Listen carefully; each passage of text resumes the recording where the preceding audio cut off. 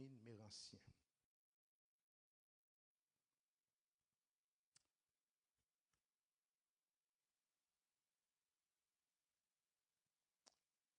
Qui nous a quittés le 25e jour du 6e mois de l'an 2025. Elle nous a précédés dans les bras du Seigneur. Nous voulons profiter en même temps de cette cérémonie, de cette circonstance, pour lui rendre un vibrant hommage. En effet, chers bien-aimés, nous n'avons rien à apporter dans ce monde. Et il est certain que nous ne pouvons rien apporter. Selon la déclaration de Paul, 1 Timothée 6, verset 7. Ecclésiaste déclare que tout est vanité. Vanité des vanités, tout est vanité. Ecclésiaste 1er, verset 2. Le serviteur Job conclut: l'Éternel a donné, l'Éternel a ôté, que le nom de l'Éternel soit béni.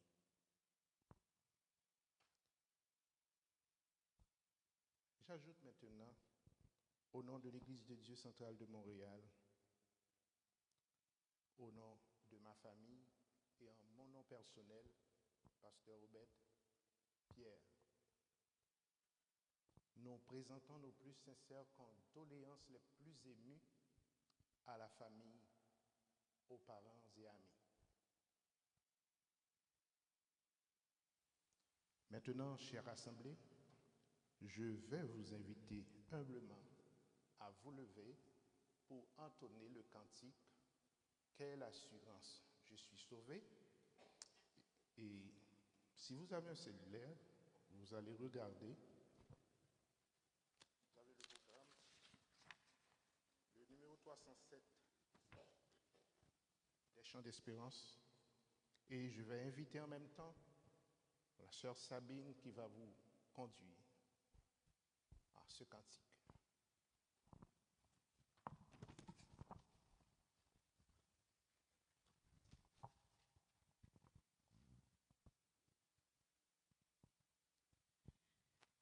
Quelle assurance,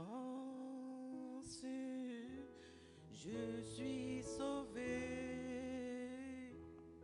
Quel avant-goût du ciel m'est donné. L'esprit baptisé de feu.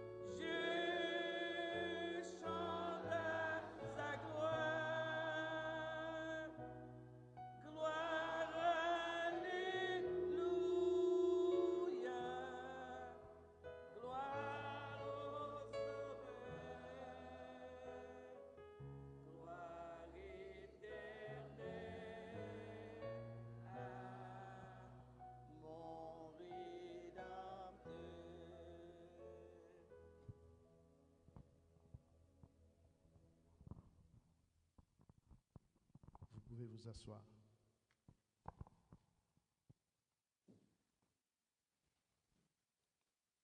Courbons nos fronts. Cher Seigneur, éternel, notre Dieu, nous nous présentons devant toi ce matin, en ce moment lugubre, où nous voulons, Seigneur Dieu, apporter à la famille éplorée notre support. Nous te demandons, Seigneur Dieu, de prendre place et de bénir, Seigneur Dieu, l'assistance, la famille, de prendre le contrôle dans tout ce qui va être fait au cours de cette journée. Bénis, Seigneur Dieu, la cérémonie. Permets que chacun puisse tirer une leçon de la vie, car ce matin et presque à tous les jours, nous sommes devant cette réalité, Seigneur Dieu, qui est la mort. Mais nous savons, d'après la parole de Dieu, que la mort a été vaincue par notre Seigneur Jésus-Christ, qui a défié la mort et il l'a menotté. C'est pourquoi lorsque l'un des nôtres nous quitte dans cette espérance, nous avons l'assurance que ce n'est pas une perte, mais c'est un gain. Elle a quitté ce monde. Elle est allée, elle se retrouve maintenant dans les bras du Seigneur. C'est à nous maintenant de réfléchir, Seigneur, sur notre vie. Père de gloire, bénis, Seigneur, de chacun de nous. Fortifie-nous, sanctifie-nous. Permets que nous puissions prendre conscience que la vie est très courte. Nous ne savons pas à quelle heure tu vas nous appeler. Mais permets que nous puissions être capables de faire la différence, que ce dernier moment de notre existence est la chose la plus importante. Père, bénis, fortifie, sanctifie, corrige, dirige et permets que nous puissions demeurer, Seigneur Dieu, dans la gloire, dans l'amour de ton saint nom, car c'est la seule, c'est dans ta parole seulement que nous puissions, Seigneur Dieu, rester branchés pour avoir cette assurance. Seigneur Dieu, nous t'en prions, nous t'en remercions, non pas par nos mérites, mais par les mérites de notre Seigneur Jésus-Christ, celui qui vit et qui règne au siècle des siècles. Amen. Notre Père qui es aux cieux, que ton nom soit sanctifié, que ton règne vienne, que ta volonté soit faite sur la terre comme au ciel. Donne-nous aujourd'hui notre pain quotidien. Pardonne-nous nos offenses, comme nous aussi, nous pardonnons à ceux qui nous ont offensés, et ne nous laisse pas succomber à la tentation, mais, Seigneur, délivre-nous du malin, car c'est à toi qu'appartiennent dans tous les siècles le règne, la puissance et la gloire. Maintenant, je vais céder la place au révérend pasteur Félix Bénéclair pour la lecture du jour.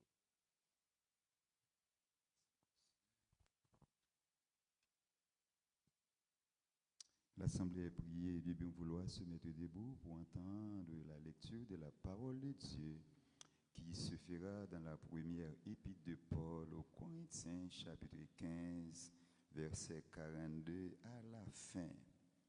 La première épître de Paul, chapitre 15, verset 42 à la fin. Ainsi en est-il de la résurrection des morts.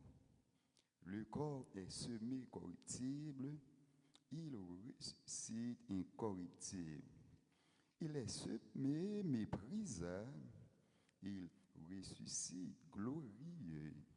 Il est semé infirme, il ressuscite plein de force. Il est semé corps animal, il ressuscite corps spirituel. S'il y a un corps animal, il y a aussi un corps spirituel. C'est pourquoi il est écrit, le premier homme, Adam, devint vivant, le dernier Adam est devenu un esprit vivifiant. Mais ce qui est spirituel n'est pas le premier, c'est ce qui est animal. ce qui est spirituel vient ensuite. Le premier homme tiré de la terre est terrestre. Le second homme est du ciel. Tel est le terrestre. Tels sont aussi les terrestres. Et tel est le céleste. Tels sont aussi les célestes. Et de même que nous avons porté l'image du terrestre, nous porterons aussi l'image du céleste.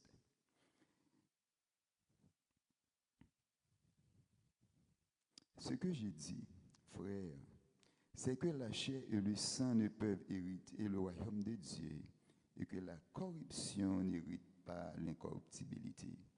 Voici, je vous dis un mystère. Nous ne mourrons pas tous, mais tous nous serons changés en un instant, en un clin d'œil, à la dernière trompette. La trompette sonnera et les morts ressusciteront incorruptibles et nous serons changés.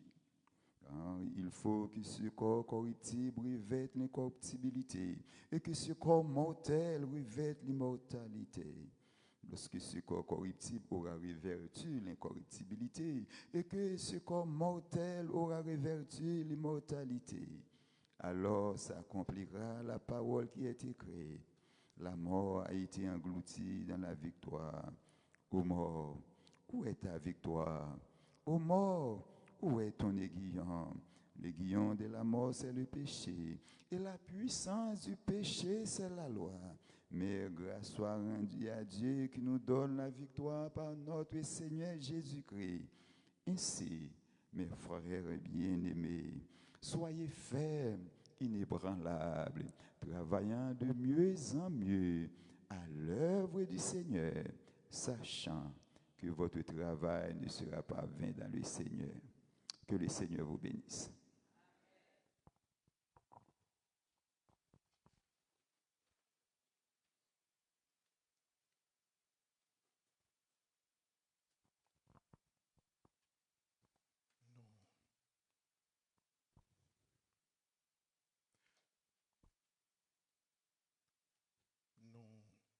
Nous demandons aux sœurs de Galilée, Église de Dieu centrale de Montréal,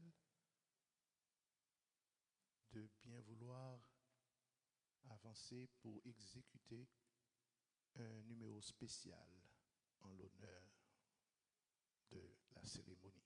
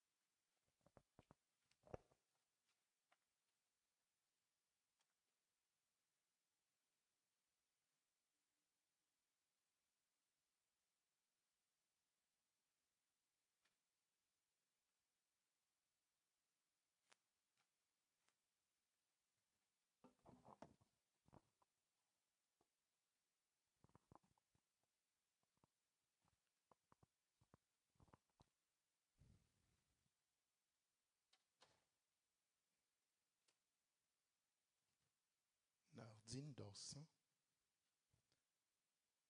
dans l'hommage à la défunte.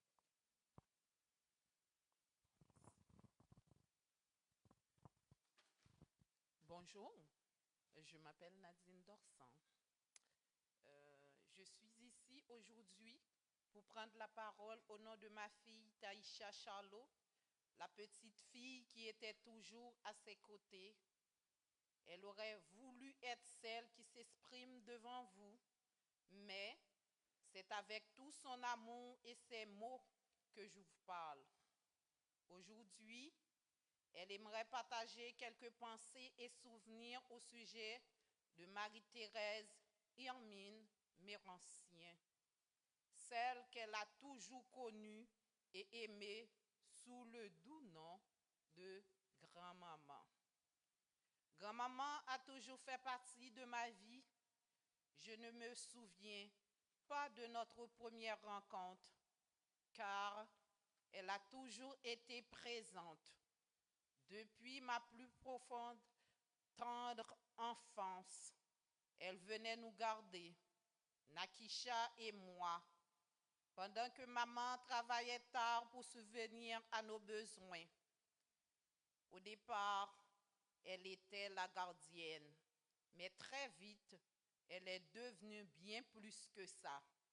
Elle est devenue un pilier dans ma vie, une deuxième maman, une personne qui fait partie intégrante de ma famille, ancrée profondément de mon cœur.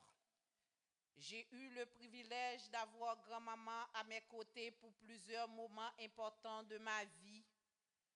Lors de ma graduation à la garderie, cette photo, si bien est déjà allée chez elle, vous l'avez sûrement vue affichée avec fierté. Le jour de ma première rentrée scolaire à la maternelle, c'est elle qui m'a habillée, coiffée, rassurée. Lors de la cérémonie de remise des prix en 6e année, elle assistait à l'événement et j'étais heureuse de pouvoir partager avec elle ma fierté quant à la réception de la plus haute distinction.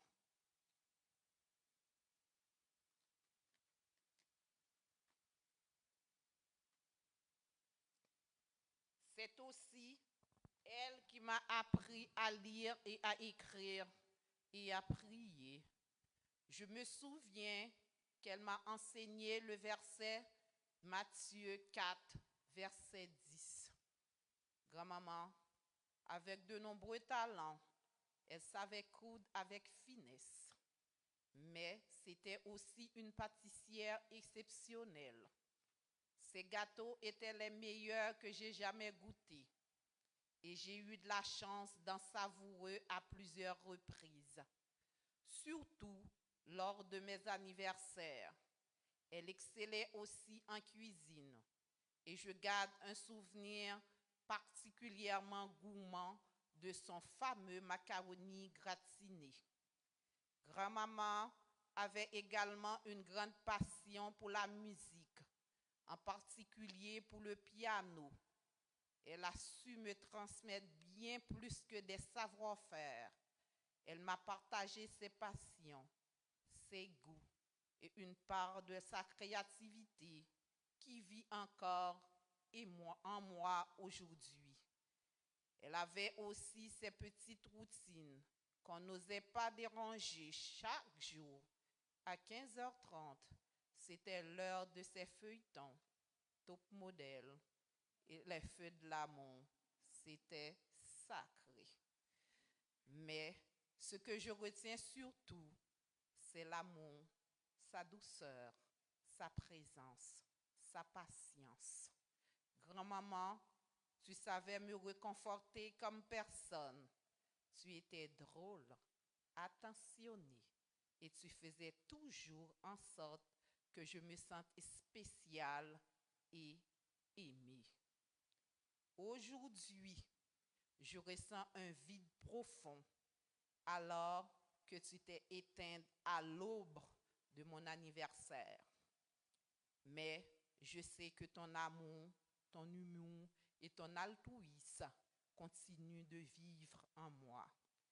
Merci, grand-maman, pour chaque moment passé, notamment les nouilles du vendredi soir, le mardi au PFK,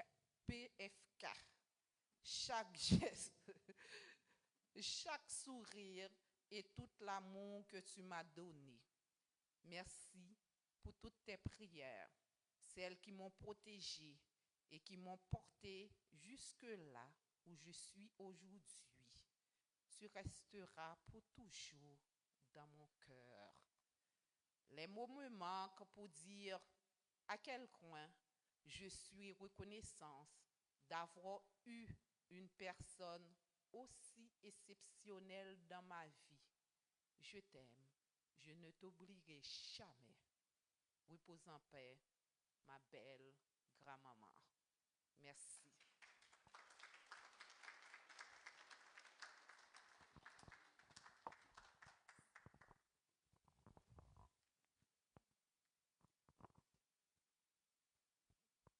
Pour continuer notre programme, vous allez écouter la sœur Anélia dans un numéro spécial.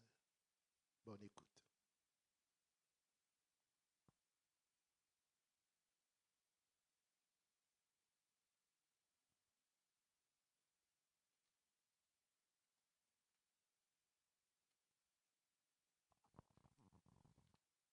Thérèse et moi, là, on a parlé dans une blague. On dit comme ça, l'homme mourit, on va chanter pour moi. Il dit, c'est où qu'on chanter pour moi. Et c'est voici. Plus de pleurs, plus de sourires sur l'autre bord. Sur l'autre bord, plus de terreur, plus de délire, plus de lutte, plus de martyr.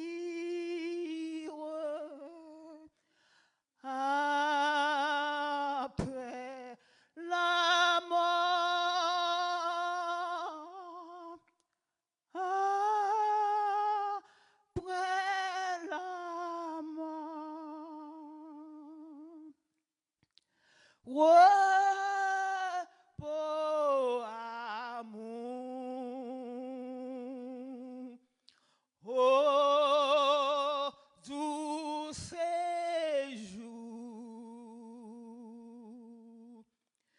de ta venue, ô Christ, hâte le jour. Plus de foudre, plus de nuages sur l'autre bord, sur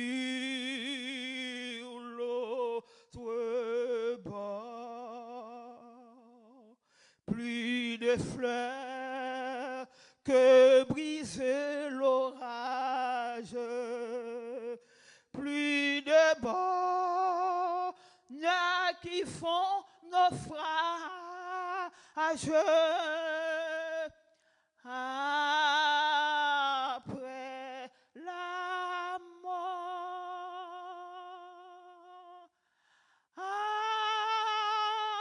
après la mort, repos amour, oh doux séjour de ta venue, ô Christ, hâte le jour.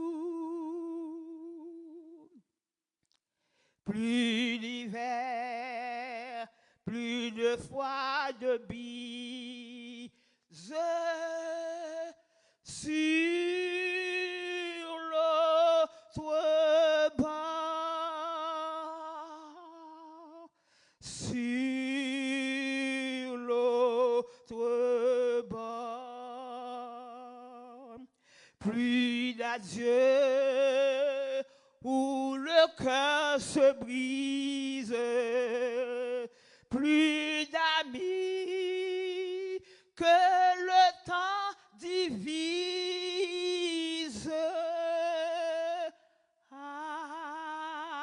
Après la mort,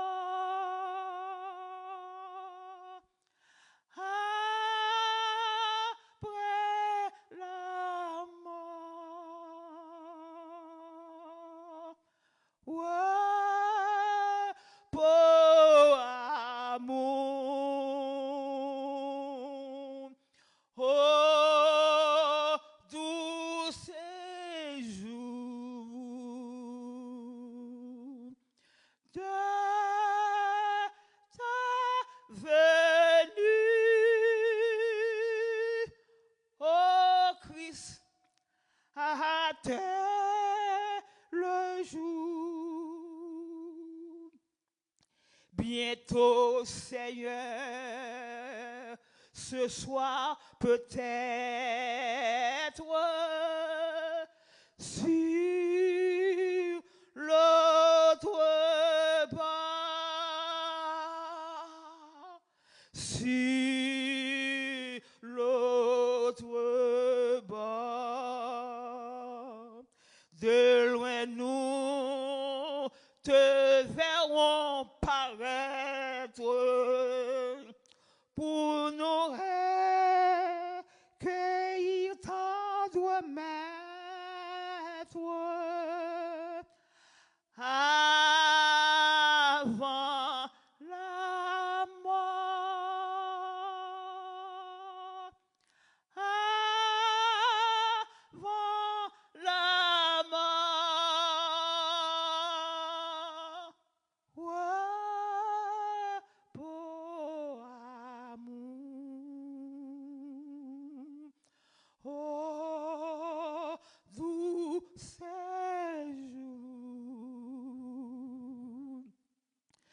de ta venue, ô Christ, à terre le jour de ta venue,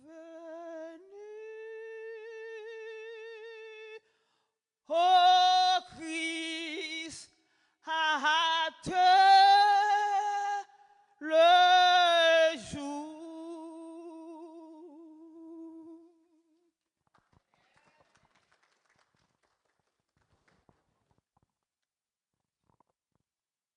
Nous allons faire suite à Mireille Terranciel Trochet pour la biographie.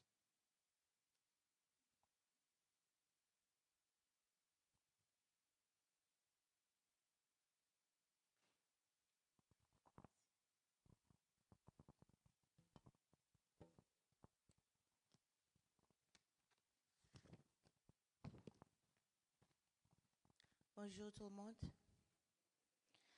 Biographie de Marie-Thérèse Hermine Mérancien. Marie-Thérèse Hermine Mérancien est née à Petit-Croix le 30 août 1933. Dieu avait béni les entrailles de M. Anestor Louis-Jean Mérancien et de Mme Lucita Angèle Charles Mérancien une fois de plus, en leur donnant une fille, la quatrième dans une famille de 10 enfants. Marie-Thérèse Hermine Mérancien fit ses études primaires et secondaires à l'école Maurice Bonhomme. Très jeune, elle débuta sa carrière professionnelle en tant qu'enseignante dans une institution dirigée par pasteur Marco Despestre. 2 ans plus tard, en 1964, elle quitta Petit-Croix pour s'installer à Port-au-Prince à la recherche d'excellentes opportunités d'emploi et d'améliorer du coup sa qualité de vie. En 1965, elle commença à enseigner à l'école Elliott-Pierre où elle a passé une décennie. Comme c'était le rêve de tous, Marie-Thérèse a obtenu un visa pour les États-Unis en 1974, où elle est restée 2 années à New York. En 1976, elle s'est établie au Canada, toujours dans l'objectif de mieux gagner sa vie et subvenir aux besoins de sa fille unique, Sandra Jean, qui vivait en Haïti avec sa marraine Gladys Louis-Jean. En 1979, elle les fit rentrer au Canada et se sont installées à Montréal depuis lors. Dès son arrivée à Montréal, Sœur Thérèse fut reçue chaleureusement dans l'assemblée de pasteur Franck Pierre. Elle participa activement aux activités de l'Église comme un pilier incomparable. Sœur Thérèse ne marchandait jamais ses services à l'Église, quelles que soient les circonstances, anniversaires, mariages, banquets, etc. Elle offrait volontiers ses talents en préparant de délicieux gâteaux et pâtés.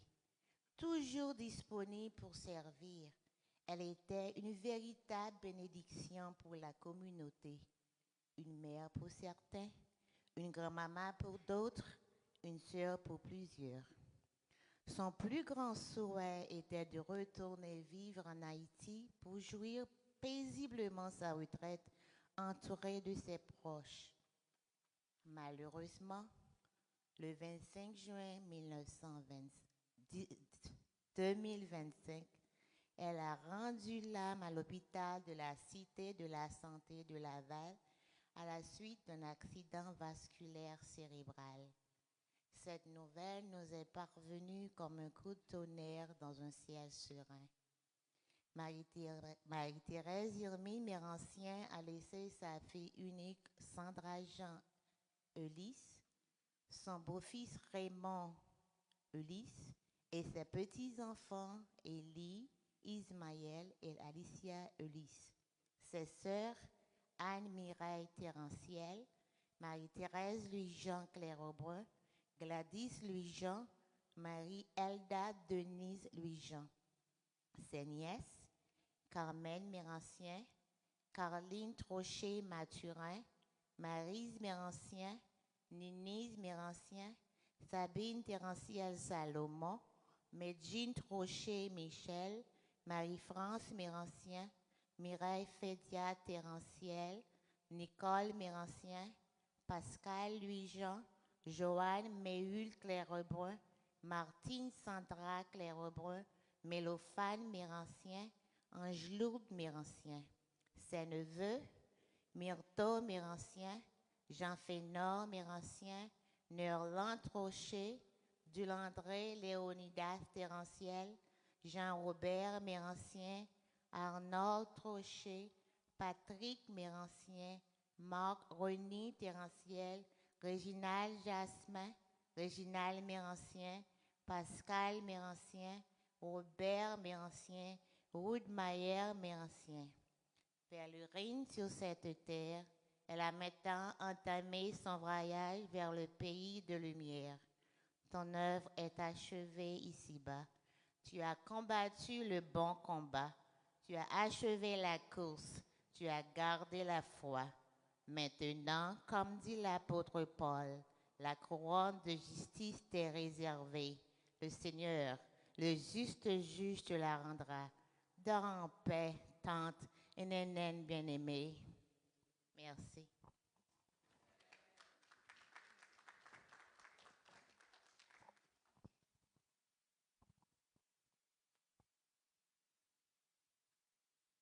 Merci à Sœur Mireille.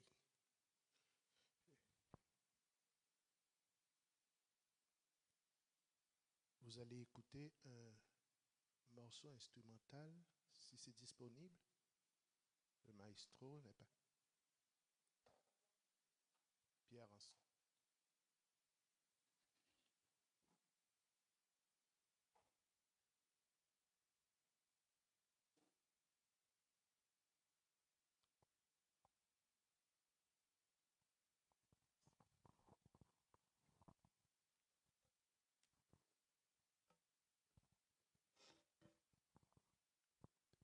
Frères et sœurs en Jésus-Christ, que la paix de Dieu soit avec vous tous.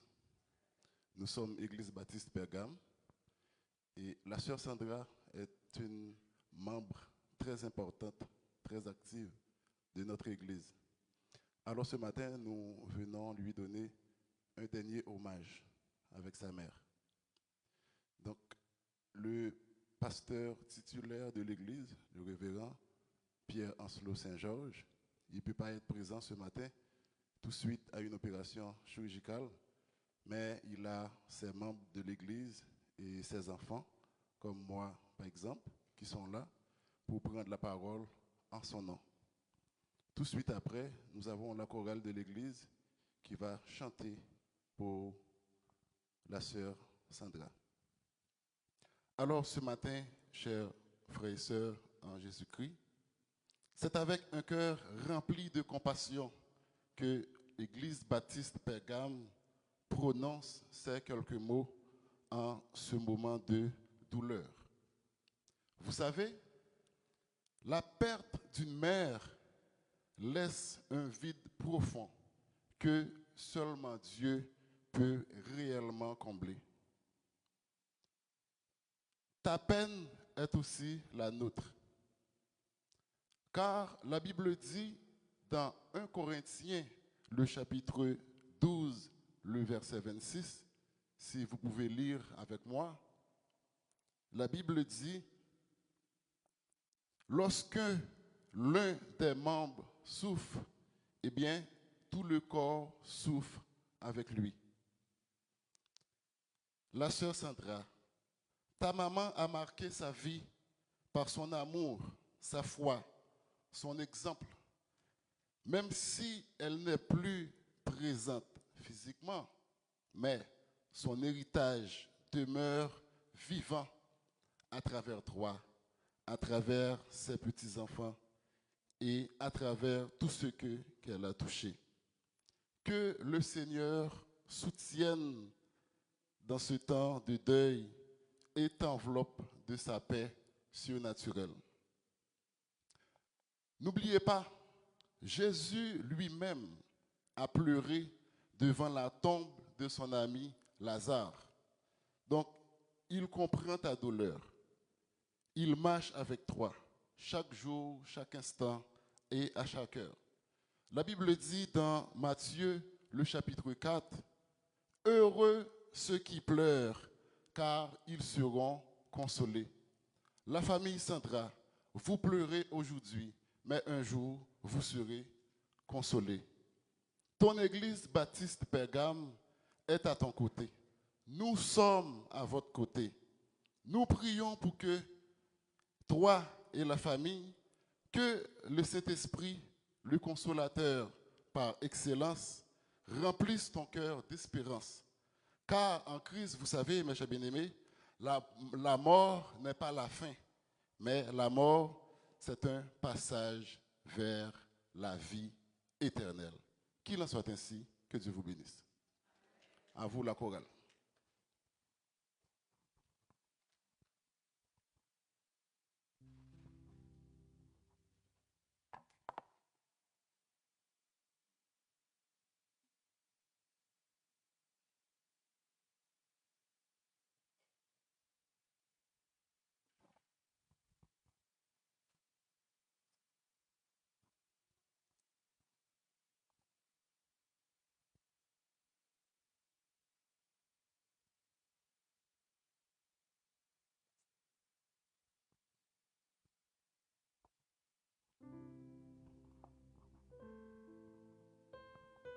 Yes.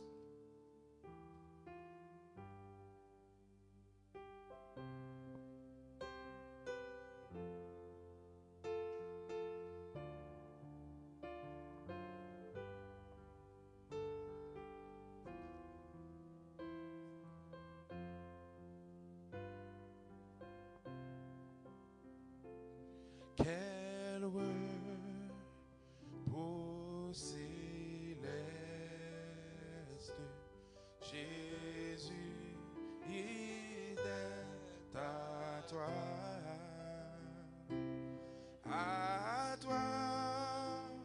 pour la mort.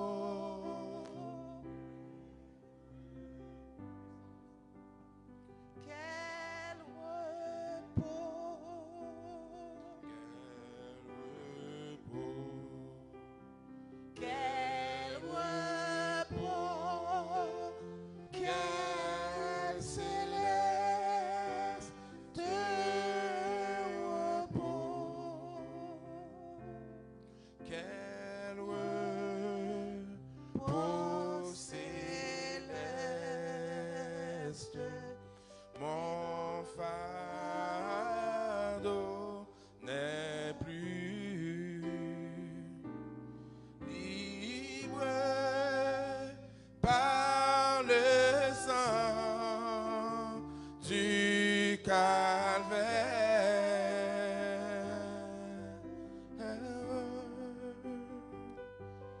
Tous mes ennemis, Jésus les a vaincus. Gloire et louange à Dieu, notre Père.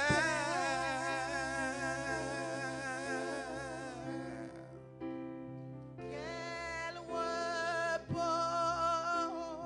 Quel repos, quel repos, quel repos, quel céleste repos, quel repos céleste, tu conduis mes pas, tu me combles de tes richesses. Dans ton grand amour, chaque jour, tu sauras déployer envers moi tes tendresses.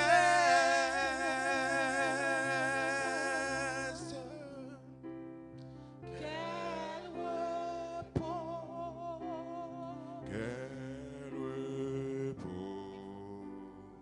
quel repos, quel repos, quel repos, quel céleste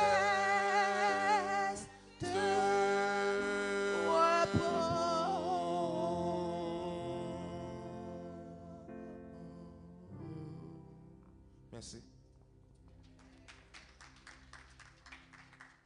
Amen, amen.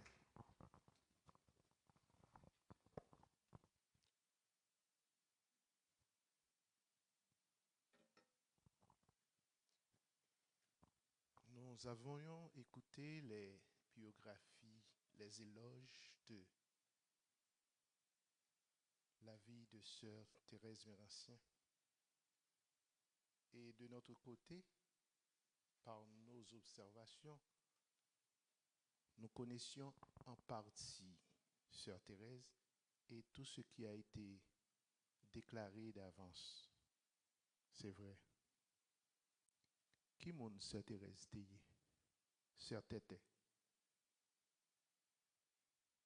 De l'année 77, 1977, elle s'associe à l'Église de Dieu centrale de Montréal sous la direction du feu révérend pasteur Joseph Franck Pierre, mon père. Et moi, je suis rentré à Montréal en 79. Elle était déjà à l'église. Elle a rempli des fonctions, des rôles importants. Alors, elle faisait partie de l'association des Sœurs de Galilée. Elle était secrétaire. Elle était aussi monitrice de l'école du dimanche. Elle participait dans la chorale, la grande chorale de l'église. Mais elle avait aussi la passion pour la musique. Est-ce qu'on connaît, Sœur Thérèse Técon prend cours privé entre les mains du maestro Émile Saint-Hilaire. Oui. Il était mais orgue, il était conjugé orgue. Alors, elle faisait aussi partie de l'association AMJ, Association musicale de Jésus. Alors, elle était organiste. Et je crois aussi, Sandra, sa seule et unique fille, faisait partie aussi de cette association musicale. Je croyais qu'elle jouait à la clarinette, si je m'en souviens. Trompette, bon, trompette, clarinette, les mêmes hêtes. Alors, vraiment, c'était quelqu'un qui s'impliquait dans la communauté. Et j'ai entendu vraiment, elle avait l'art culinaire en elle. Elle aimait ça. Elle faisait du pâté haïtien, gâteau haïtien. Qui est-ce qui pas très mettre manger petit pâté sur Thérèse, manger petit gâteau. Et à chaque circonstance, chaque cérémonie, elle se manifestait et généreusement, elle contribuait dans toutes les enjeux, tout ce qu'il y avait à faire. Elle était quelqu'un qui était toujours prête. Ça qui est bon la Kaiser Thérèse, c'est que c'est pas un monde qui fâche facile. Même elle pas d'accord avec lui, Jean Labdou ça. Il taquine lui. Ah pasteur, hein? Ça dit, pas d'accord, pas d'accord. Et puis après, premier monde qui a non, qui dit, mais oui, pasteur m'a venu. L'expérience qu'elle a faite à l'église de Dieu centrale de Montréal, qu'elle en parle toujours, c'est quand elle a été en mission, voyage missionnaire en Haïti, accompagnée d'un groupe sous la direction de pasteur Franck Pierre en Haïti, au Gonaïve, et ils ont visité plusieurs places. Et elle en parlait toujours de cela. Alors, Sœur Thérèse nous a laissé quelques souvenirs. C'est un monde, elle ne pas d'accord bagaille, mais elle a en souriant. Et puis après, elle a repris, elle a dit, ok, pas de problème, non, ça va, ça va. Dernière conversation que j'ai gagnée avec lui, c'est lorsque il était venu, il saute aux États-Unis pendant le printemps, il dit, le pasteur, on venu l'église, oui. Quand on commence à faire bon, m'a pris l'eau pour venir chercher. Quand on est gentil, j'en fais frais, on est aux États-Unis, on prend froid, alors beaucoup de sortir, beaucoup de venir l'église. Alors, c'était dernier parole. Et elle avait sa sœur Gladys qui devrait opérer, puis elle m'appelait toujours pour dire, priez pour sœur Gladys, elle va être opérée, elle va se faire opérer. Alors, c'est quelqu'un vraiment qui aime le monde, qui aime les gens, qui aime son entourage. Eh bien, matin, avec tout cœur, tout amour, elle nous a laissé un vide, n'est-ce pas? Elle nous a laissé un très grand vide, mais nous savons que le Saint-Esprit peut combler ce grand vide pour la famille, pour les proches et tout le monde qui connaît. Maintenant, je vais céder la place à notre révérend, pasteur Eddie Lacoste, qui va vous édifier, encourager dans quelques mots de circonstance, selon la parole de Dieu. Bonne écoute.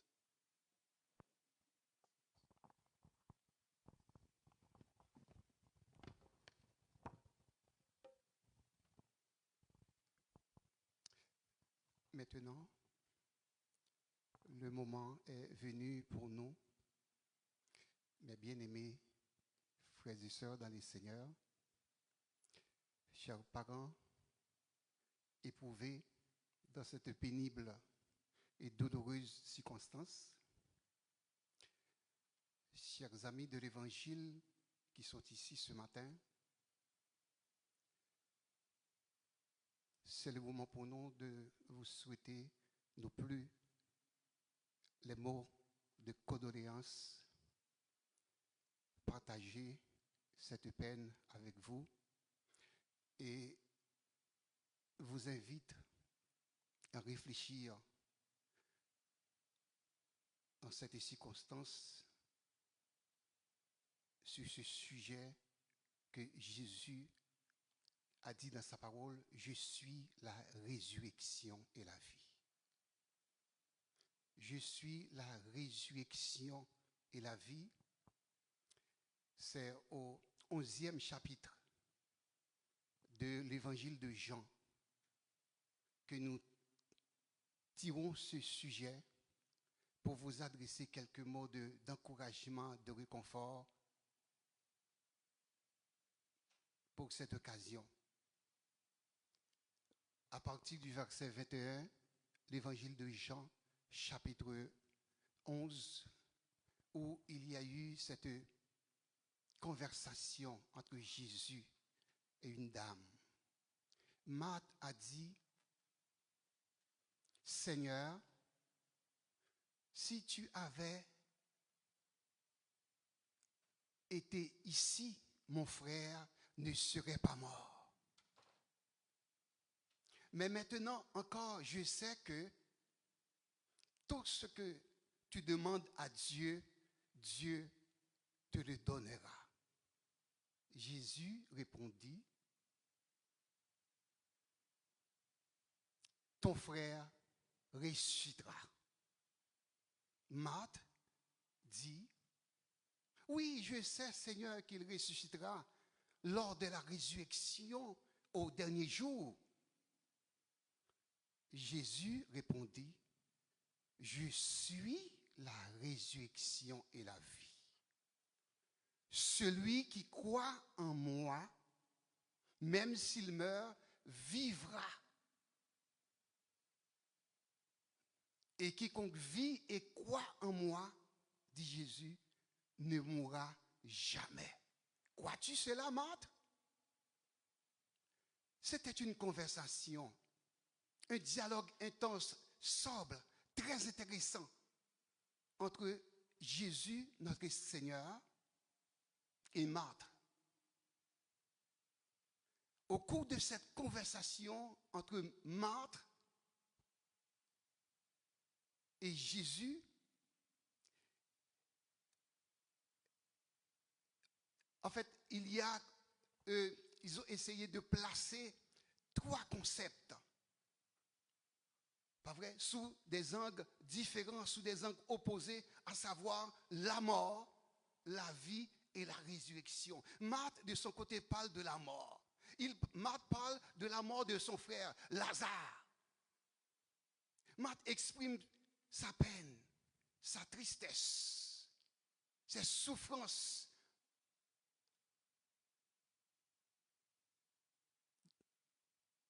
À cause de la mort de son frère.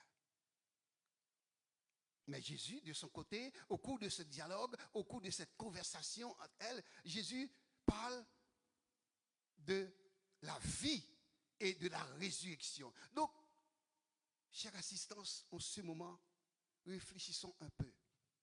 La mort, la vie et la résurrection, c'est quoi? La mort, la vie et la résurrection. Et c'est ce que nous sommes en train de faire ce matin. Nous sommes venus, que ce soit l'église, que ce soit les parents et les amis, les parents, eh bien, nous sommes venus devant les dépouilles de notre bien-aimée sœur Thérèse Mérancien. Nous sommes venus pleurer. Nous sommes venus porter, nos mots de réconfort à la famille, spécialement à sa chère fille Sandra. L'église est là ce matin. Les serviteurs de Dieu, les enfants de Dieu, les amis, vous, chers amis de l'Évangile, vous êtes venus lamenter, pleurer avec la famille pour parler de cette mort qui est un scandale. Aujourd'hui, pour plusieurs, que nous ne comprenons pas. Mais Jésus, au cours de cette conversation, a parlé de la vie. Jésus a parlé de la résurrection pour aujourd'hui. Jésus a dit, Marthe, pour la résurrection présentement, pour la résurrection demain, Jésus a parlé de ça. Pour la résurrection future, Jésus a parlé de ça avec Marie. Pour la résurrection à la fin des temps, pour la résurrection des morts en général. Alors, au cours de cette conversation entre Marthe et Marie, on dirait que Marthe ne croyait pas à la résurrection présente. Jésus a dit, Marthe, Lazare est déjà enterré, où est-ce qu'on l'a mis? Ah, Jésus, il finit de sentir il y a 4 jours. Jésus dit, où est-ce qu'on l'a enseveli? Montre-moi. Et l'histoire, la parole de Dieu nous dit, Jésus a parlé, Jésus a touché, Jésus a appelé Lazare, Jésus a ressuscité Lazare, Jésus a redonné la vie présente, la vie d'aujourd'hui, la vie quotidienne, la vie ici-bas à Lazare. Lazare est ressuscité bien vivant. Quel miracle, chère l'Église, quel miracle les pagans éprouvaient, quel miracle les amis de l'Évangile qui sont ici. Jésus a redonné la vie présente à Marthe. Bien que Lazare, par la suite, devait mourir encore, devait frapper par la mort physique, par cette cessation de vie, car la mort physique, la cessation de vie, le corps devient inerte. Mais Jésus a redonné une nouvelle chance à Lazare, ressuscité Lazare, il a donné une vie présente. Tôt ou tard, Lazare devait mourir plus tard. La Bible ne nous dit rien après.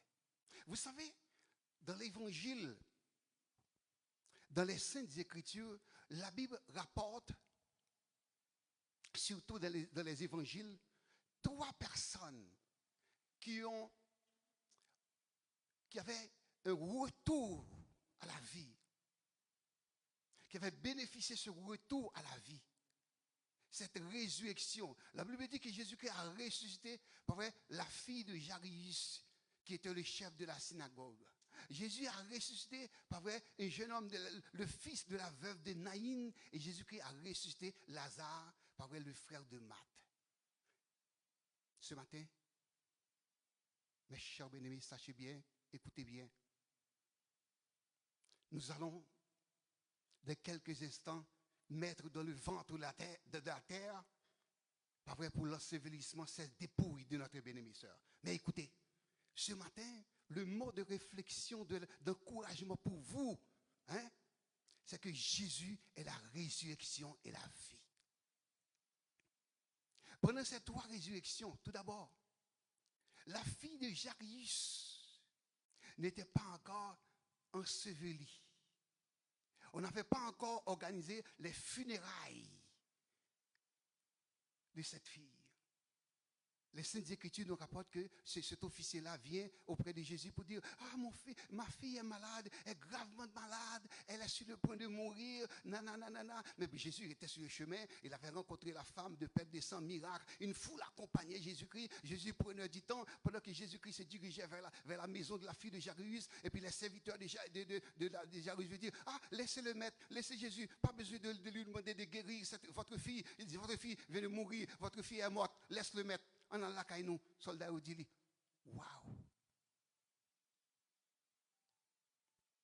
Mais Jésus-Christ était allé et il a imposé la main sur cette fille. Jésus a redonné une autre vie, a ressuscité la fille de Jairus. C'était avant les funérailles.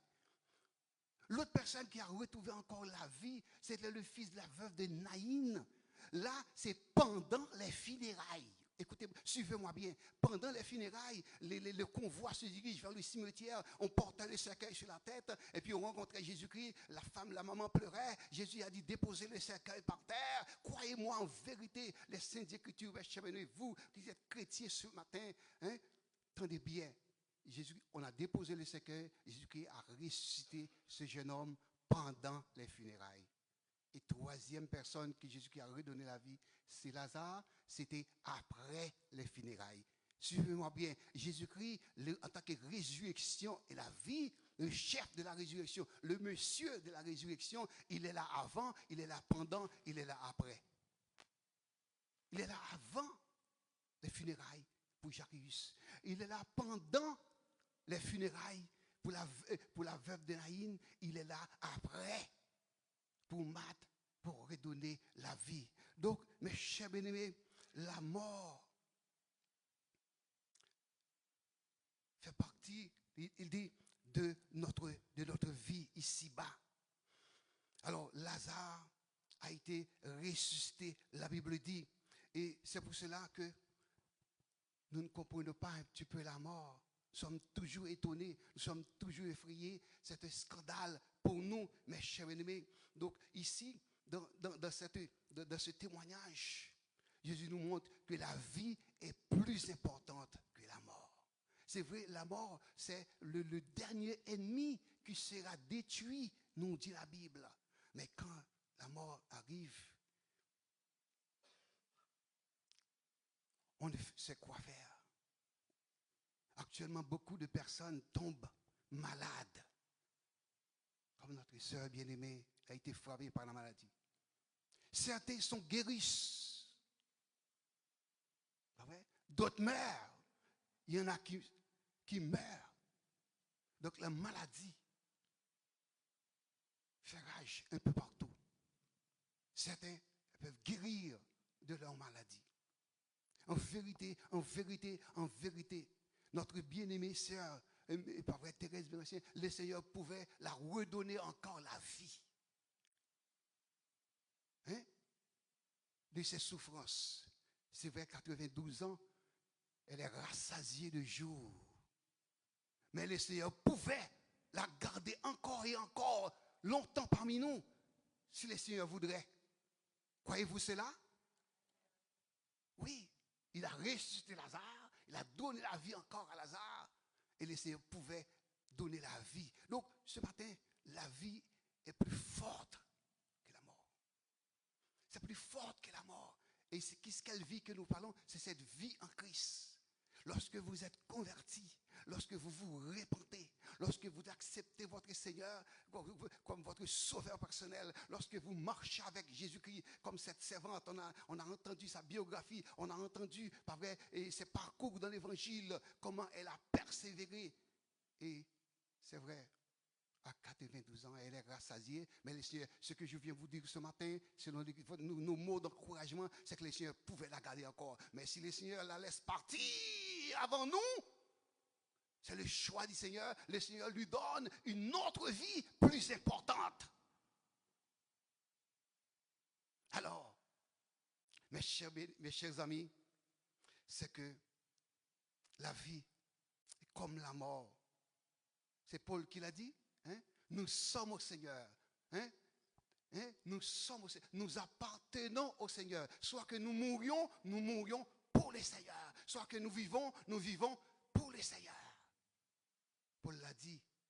Hein? Christ est ma vie et la mort m'est un gain. Christ est ma vie. C'est cette vie en Christ que nous vous invitons ce matin à avoir. Et pour avoir cette vie en Christ, même si vous mouriez, comme il le dit, Jésus a dit à Marthe, je suis la résurrection et la vie. Celui qui croit en moi ne mourra jamais. Ça veut dire que vous aurez toujours cette vie en Christ qui est éternelle. Comme la lecture qui a été faite ce matin, c'est que la plante qu'on met en terre, elle doit mourir. Et c'est pour tout, pas vrai, qui est sur cette terre. Paul a dit, Christ est ma vie, la mort m'est un gain. La mort est un gain pour ce Mérancien ce matin. C'est un bénéfice. Et David, le psalmiste l'a dit en d'autres termes.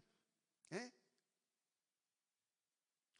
Elle a du prix aux yeux de l'Éternel, la mort de ceux qu'il aime. En d'autres termes, il en coûte à l'Éternel de voir mourir ses bien-aimés. Il en coûte à l'Éternel de ramener à lui la lame de sa servante. Elle a travaillé. Bienheureux les morts qui meurent dans les Seigneurs. Oui, ils se reposent de leurs travaux et leurs œuvres les suivent. Les œuvres se méritent, suivent-les. Et maintenant, elle est dans les bras du Seigneur, dans le sein d'Abraham, attendant le coup de son de la trompette, attendant la glorieuse résurrection, la résurrection, pas vrai, de ses servantes, de ses serviteurs. Croyez-vous cela? Qu'il en soit ainsi pour vous.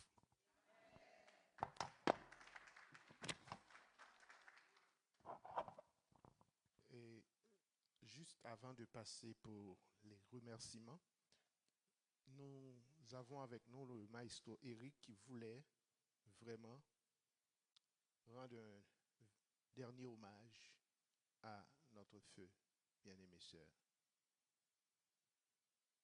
Marie-Thérèse.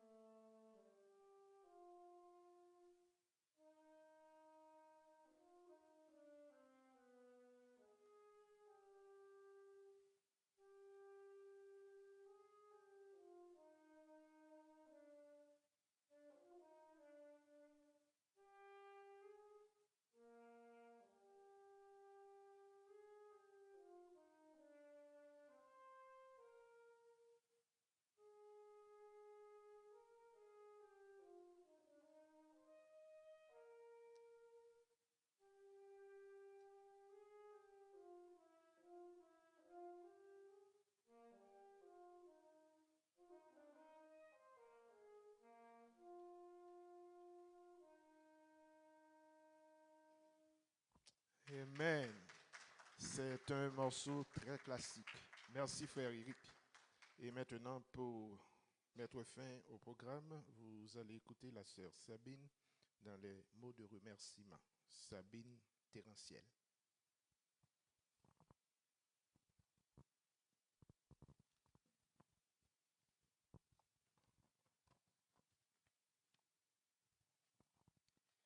Nous vous remercions très sincèrement pour vos prières, pour vos mots apaisants, vos fleurs et vos pensées durant cette période douloureuse.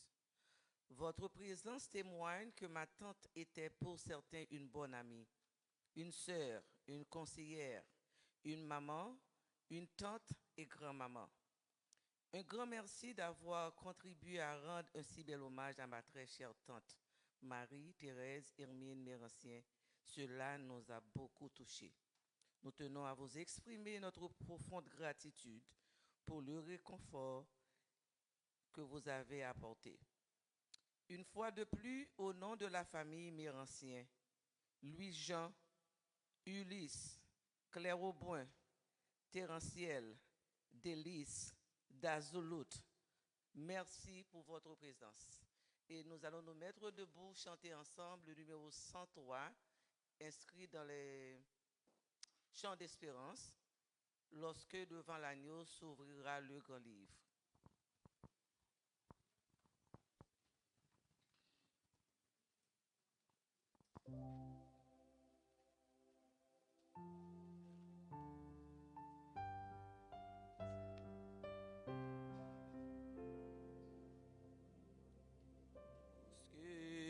Devant l'agneau s'ouvrira le grand livre où sont inscrits les noms des coupables absous dans le ciel pour jamais. Nous aurons droit de vivre sous le regard de Dieu. Le repos sera doux. Serez-vous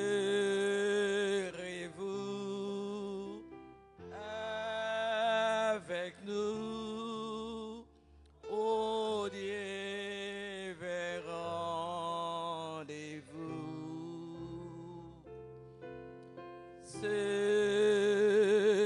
Serez-vous avec nous au divin rendez-vous? Nous serons tous assis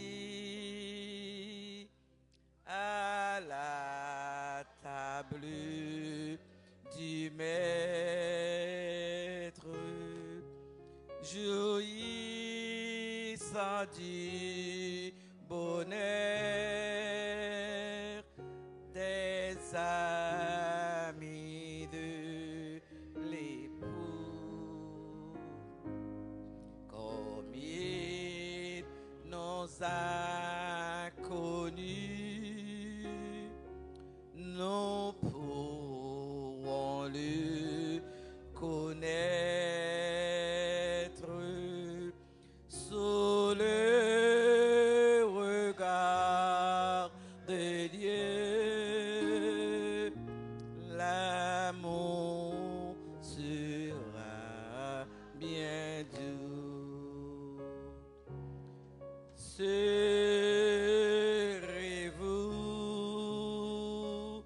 avec nous au divin rendez-vous?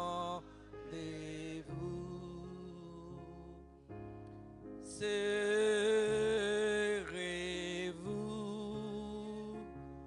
avec nous au divin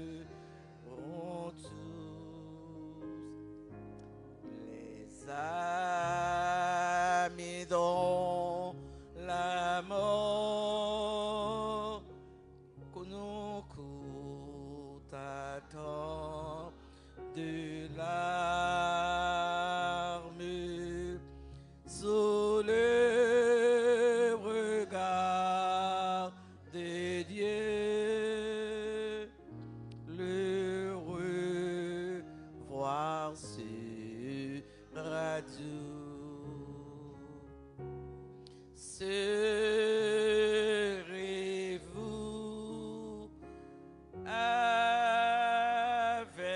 nous au divin rendez-vous?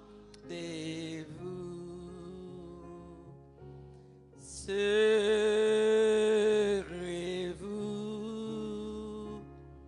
avec nous au divin rendez-vous?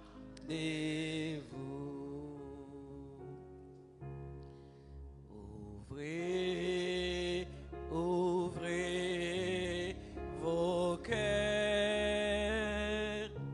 aux appels de la grâce, aux délices du ciel. Dieu vous invite tous, quel que soit le péché, le sang de Christ l'efface. Sous le regard de Dieu, le pardon est bien doux. Venez tous avec nous au divin rendez-vous.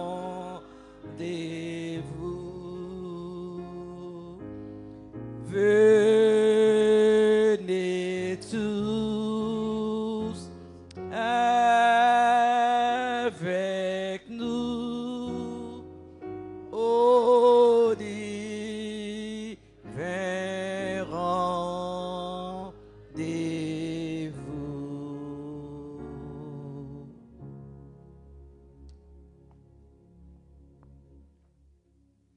Pendant que vous êtes restés debout, je voudrais profiter de l'occasion de remercier tout un chacun qui a eu le privilège de participer à cette cérémonie, qui ont fait quelque chose pour rendre un dernier hommage à la défunte Thérèse Mérancien.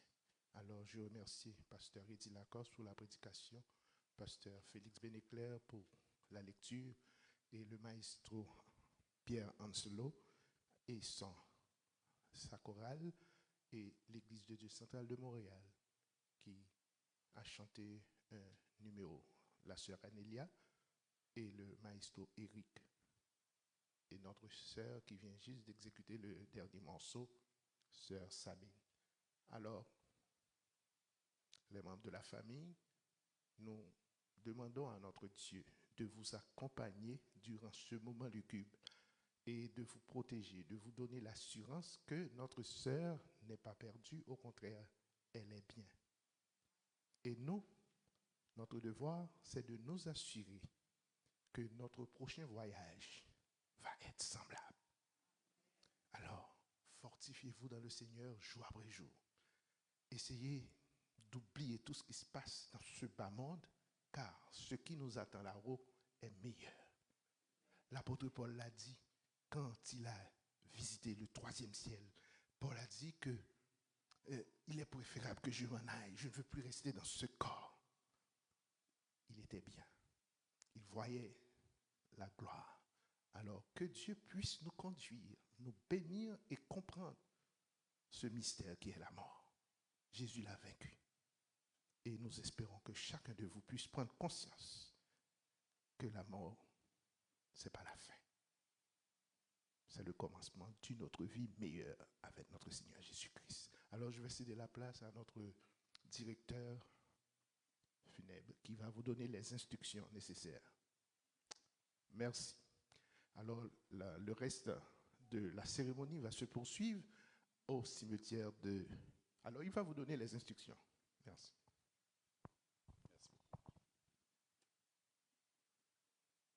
Vous pouvez vous asseoir, s'il vous plaît.